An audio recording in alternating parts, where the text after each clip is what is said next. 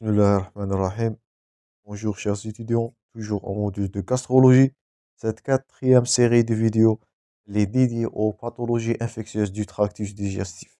On va commencer notre premier cours par la tuberculose péritonéale. C'est le cours de professeur Bardadi. Comme d'habitude, vous allez trouver tous les liens dans la description à télécharger. Je vous invite toujours à abonner, chers amis, afin de recevoir ces vidéos durant toute l'année. N'oubliez pas un maximum de j'aime et de partage afin que ces vidéos atteignent le maximum des étudiants le plus tôt possible. Donc on commence la première pathologie infectieuse du tractus digestif par la tuberculose péritonéale. Donc les objectifs de ce cours, premièrement, c'est de définir la tuberculose péritonéale. Deuxièmement, décrire les manifestations cliniques et la forme typique primitive ascitique. Troisièmement, justifier l'exploration complémentaire, les examens, ou bien savoir les examens d'orientation, les examens de certitude. Donc, l'examen d'orientation, c'est un examen qui nous fait craindre de la pathologie. Un examen de certitude, c'est l'examen on pose le diagnostic avec ce dernier, comme le nom indique, avec certitude. Quatrièmement, citer les différents aspects anatomo-pathologiques, anatomo-cliniques de la tuberculose péritonéale, établir le diagnostic différentiel et dernièrement le traitement. Donc, commençons premièrement par les généralités.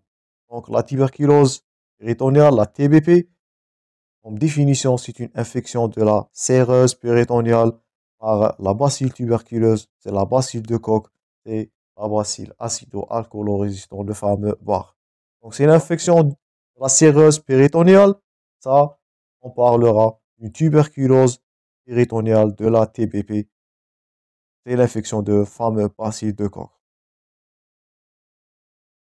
Deuxièmement, les notions épidémiologiques. Notez bien, ça c'est à noter toujours, je vous invite à prendre note. La tuberculose péritonéale, elle est la forme abdominale la plus fréquente.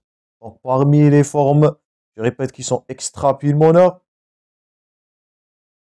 parmi les formes abdominales ou bien digestives, c'est la forme péritonéale qui est la forme la plus fréquente, ça c'est à retenir, et elle représente 50% des cas.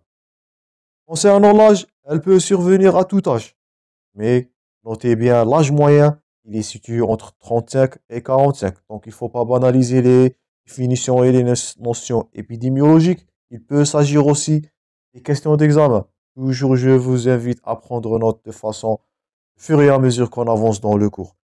Donc, il n'y a pas de sexe ratio là. Les femmes et les hommes sont touchés de la même façon.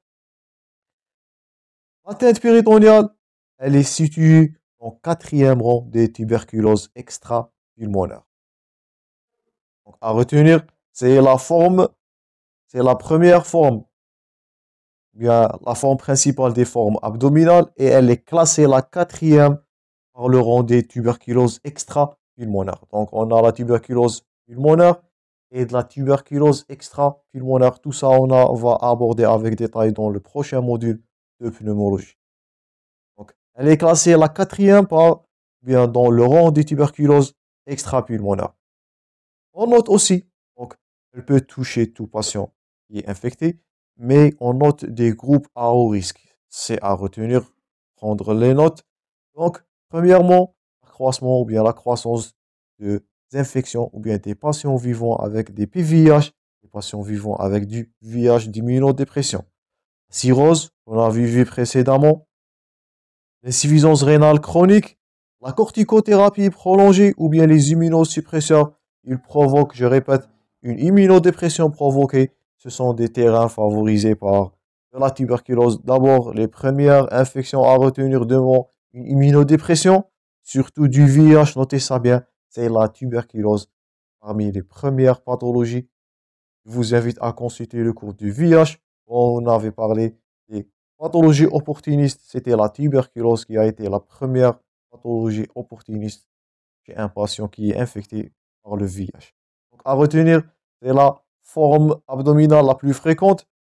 L'âge moyen, c'est entre 35 et 45. Il n'y a pas de sexe ratio de différence. Ils sont touchés les deux sexes de même façon. Elle est classée la quatrième parmi les rangs et tuberculose extra-pulmonaire. Et bien sûr, notez bien les groupes à haut risque, surtout les patients survivants ou bien les patients vivants avec du VIH, les cirrhotiques, insuffisance rénale, l'immunodépression provoquée, qui est toujours favorisé les pathologies infectieuses opportunistes. Donc j'espère que c'est clair pour la définition et l'épidémiologie. Passons maintenant à la pathogénie. Donc lorsqu'on dit pathogénie, comment la tuberculose péritonéale, elle va se manifester ou bien elle va se produire. Donc la tuberculose, donc c'est une maladie microbienne, elle est contagieuse bien sûr. La transmission, elle est essentiellement interhumaine. Donc ça, c'est de l'infectiologie. Elle est due bien sûr au Mycobacterium tuberculosis. Mais rarement, faites attention, elles peuvent être dues aux deuxième espèce qui est le Mycobacterium bovis. Donc on a deux espèces. Je vous invite à consulter la liste infectiologie où on avait parlé de la tuberculose. Donc on a deux espèces majoritaires. Notez bien que le Mycobacterium tuberculosis, c'est le plus fréquemment qui est répandu comme agent infectieux de la tuberculose, mais rarement, mais il peut survenir l'infection par du Mycobacterium bovis et qui est utilisé, notez bien, dans la genèse ou bien dans la fabrication des vaccins. Donc, c'est du Mycobacterium bovis qui est utilisé comme vaccin, mais il peut être aussi un agent infectieux de la tuberculose péritonéale. Dans 90% des cas, elle est muette. Donc, ça va rendre le diagnostic difficile par rapport à la tuberculose pulmonaire. Elle se traduit simplement par une réaction immunitaire, une positivation de l'intradermoréaction à la tuberculine, et dans 10% des cas, l'évolution se fait vers la tuberculose maladie. Donc, c'est une pathologie discrète, c'est une pathologie muette. 90% des cas, on retrouvera rien dans la clinique sauf une intradermoréaction qui est positive et elle va évoluer dans 10% des cas vers la tuberculose maladie. L'infection du péritoine, elle est secondaire à trois mécanismes que vous êtes censé de retenir. Premièrement, la dissémination par rupture d'un ganglion mésentérique infecté. Donc, dans ce cas-là, la tuberculose péritonéale, elle est secondaire d'une infection pulmonaire. Donc, les ganglions mésentériques qui sont infectés à partir du site pulmonaire en premier plan peut être rompu ou bien vont subir une rupture et ça va donner la dissémination vers le liquide ou bien vers la séreuse péritonéale. Donc, premier mécanisme à retenir, c'est la rupture des ganglions mésentériques qui sont secondaires à une infection pulmonaire. Premier mécanisme. Je vous invite à noter. Deuxièmement, la dissémination à partir d'une lésion des organes avoisinants. Donc, soit des localisations ou bien des organes génitales ou intestinales. Et c'est un mécanisme qui est rare. On note fréquemment à retenir la rupture des ganglions mésentériques ou bien le troisième mécanisme. Donc, la tuberculose péritonéale, elle est concomitante avec une miliaire tuberculeuse. C'est la dissémination de bacilles de coque par voie hématogène dans tout le corps et peut donner aussi des lésions ou bien des localisations péritonéales, une tuberculose péritonéale. Donc, trois mécanismes à retenir. Dissémination par rupture, surtout des ganglions mésentériques, qui est secondaire, je répète, à une infection pulmonaire, à une tuberculose primitive pulmonaire. Cette fois-là, elle est secondaire. Ou bien, dissémination à partir d'un organe de voisinage. Il peut être génital ou intestinal, mais il restera rare. Troisièmement, par une miliaire tuberculeuse, la dissémination du bacille de Koch par voie hématogène et elle peut donner une localisation secondaire qui est péritonéale. Donc, trois mécanismes à retenir. J'espère que vous allez les noter. On passe maintenant au titre le plus important, c'est l'anatomopathologie. Et le diagnostic, notez bien, il est sur biopsie ou bien il est anatomopathologique par la mise en évidence du granulome épithéliaux gigantocellulaire avec de la nécrose caséeuse. Donc, concernant la tuberculose, on décrit plusieurs formes. Donc, il n'y a pas une seule forme de tuberculose.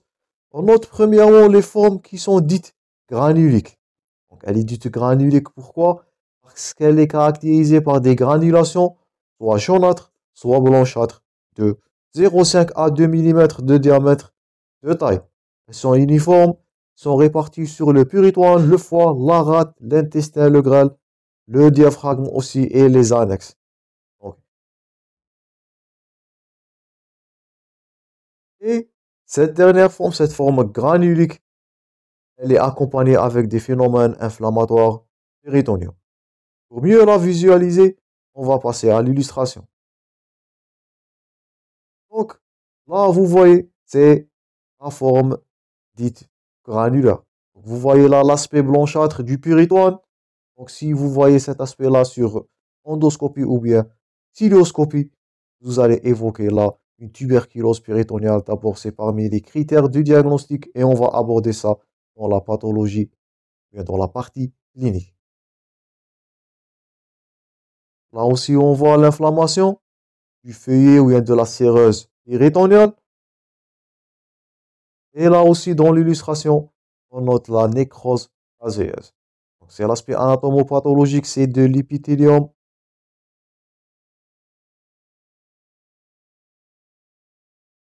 épithélio-gigantocellulaire avec de la nécrose caséeuse. Donc, là, dans les flèches où indiqué, c'est de la nécrose. Là aussi, on note sur coupe anatomopathologique la nécrose caséeuse avec de granulome. Là, on la voit, ou bien on le note très bien. Qu'est-ce que vous voyez là? Des cellules épithéliales qui sont géantes. Vous voyez là que les cellules épithéliales sont de grande taille, plus que l'infiltrat lymphocytaire qui est périphérique. Donc, on note des cellules épithéliales de grande taille géante qui sont entourées, bien, ils encerclent quoi? Au milieu, ils encerclent de la nécrose caséeuse et qui est pathognomonique à la tuberculose. Donc là, on voit la nécrose caséeuse et là, on voit très nettement l'aspect de la nécrose caséeuse. Donc, je répète, dans l'anatomopathologie, surtout en aspect microscopique, c'est l'épithélium gigantocellulaire avec de la nécrose caséeuse qui est mis en évidence en anatomopathologie et qui est un critère de certitude. Donc, j'espère que c'est clair pour l'aspect granulomateux et l'aspect microscopique anatomopathologique. En retour. Donc, première forme, c'est la forme granulique. Deuxièmement, on note les formes acytiques.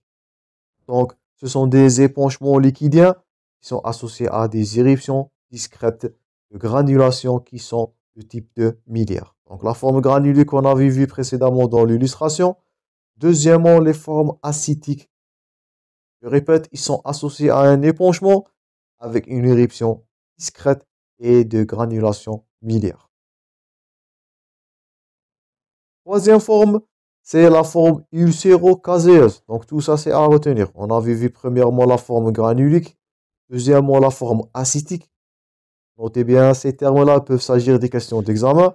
Troisièmement, on note les formes ulcéro-caséeuses, qui sont caractérisées par la présence de tubercules de taille variable qui pouvant confluer ou bien former des masses caséeuses, d'où la nomenclature ulcéro-caséeuse. Donc faites attention dans vos cas cliniques selon les termes utilisés.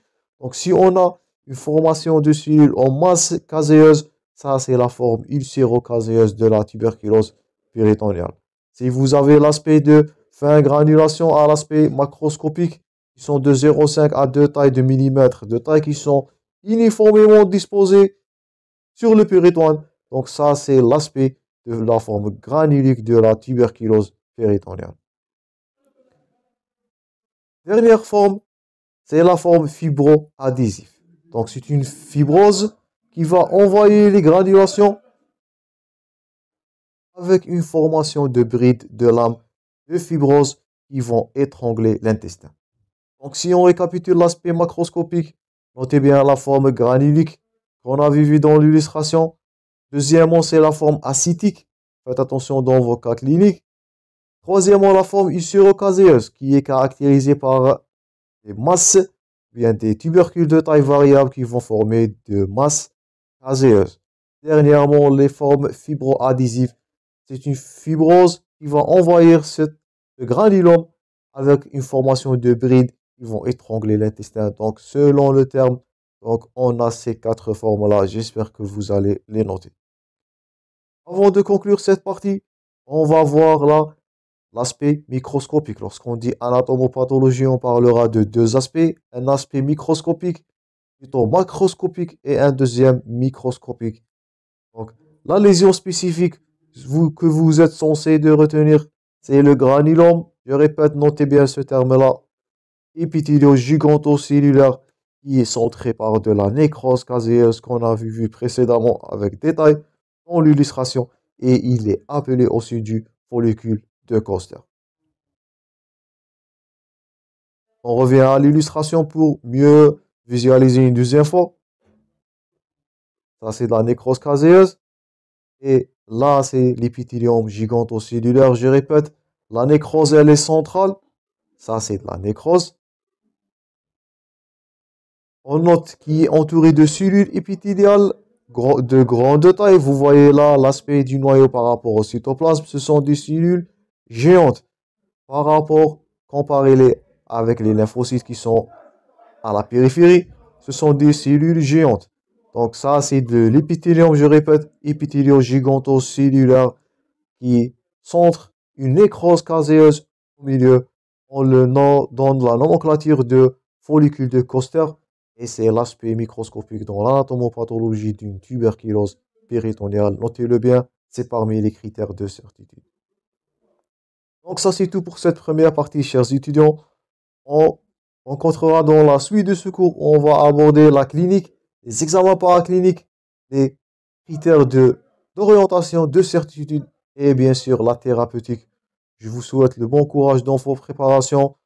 On se rencontrera très prochainement. Merci pour votre attention et à la prochaine.